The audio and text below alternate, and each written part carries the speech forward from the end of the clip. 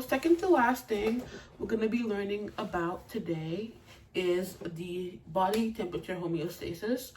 Again, it doesn't really portray to the belly button piercing, but again, might as well learn more.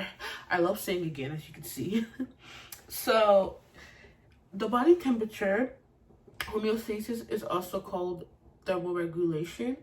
You can use whichever one. I would use thermoregulation because it's shorter to type. So, yeah.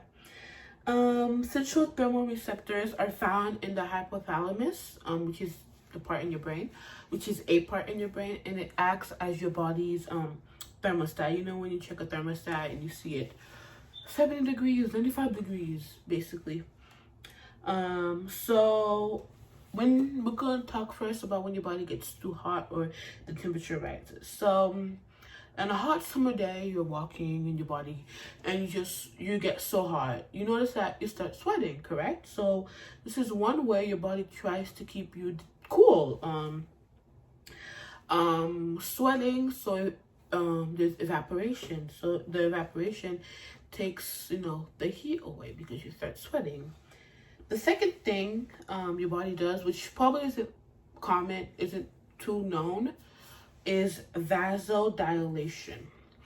So vasodilation is basically the opening of your blood vessels, and it allows more blood flow. It allows more blood to flow to the skin, which means that the heat entering in your skin, and more heat can now exit, if that makes sense. I should explain it a bit more. So the blood vessels just allows more heat to escape, because again, it's opening up more. So these are two things your body does when it gets too hot. Now when you get too cold, we all shiver, right? When it gets too cold. And shivering is using ATP, which is energy. It's using ATP, which forces the body to make ATP through cellular respiration, okay?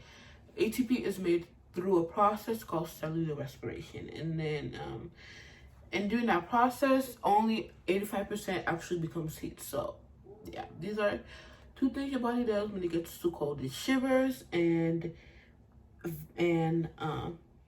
yeah. Another thing it does is vasoconstriction, which is the closing up of blood vessels.